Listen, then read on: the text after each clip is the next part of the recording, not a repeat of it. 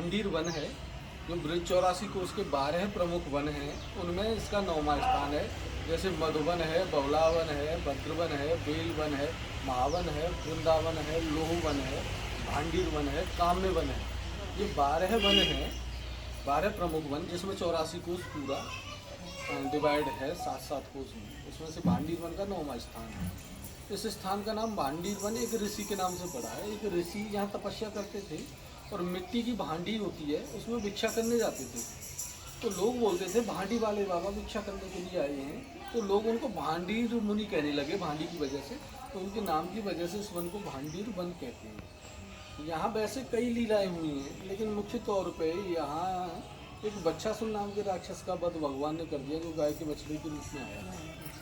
तो ग्वालवाल सखा बोले आपने गो हत्या कर दिया, आपको सभी तीर्थों का स्नान करना होगा।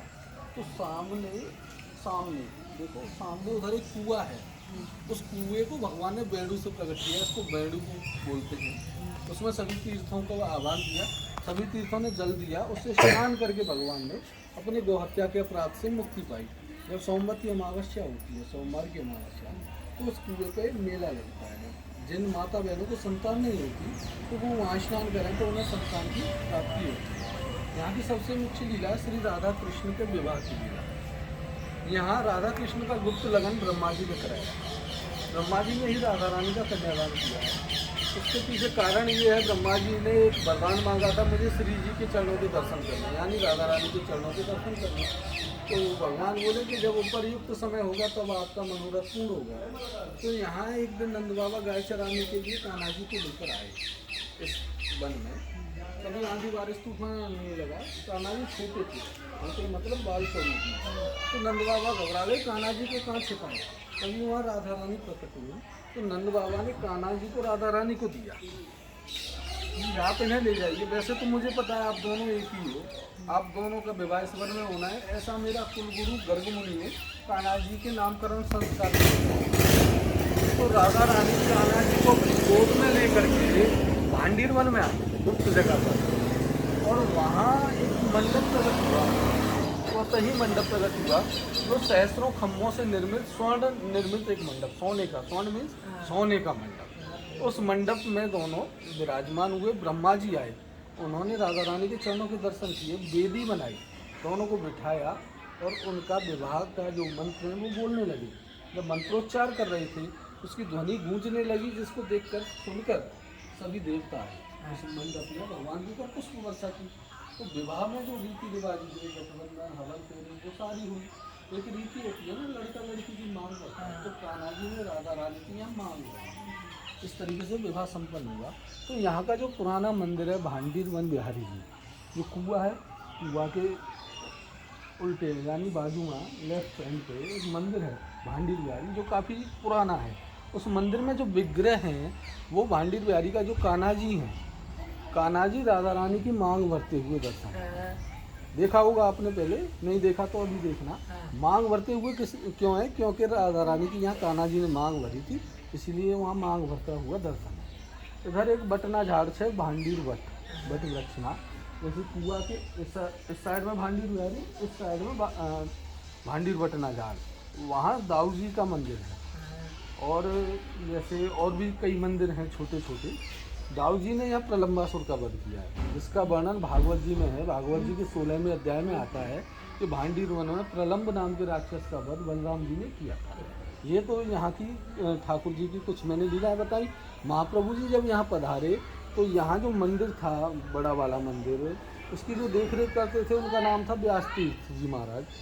तो उनसे उनकी वार्ता हुई, तो व्यास तीर्थ जी महाराज ने महाप्रभु जी को अरोगने के लिए दोपहर का छाछ रोटला दिया और अपने लिए खीर बनाई, जो महाप्रभु जी को अरोगने नहीं दी, और खीर को ठंडा होने रख दिया। बोले ये ठंडी हो जाएगी तो इसमें विशेष टेस्ट आएगा।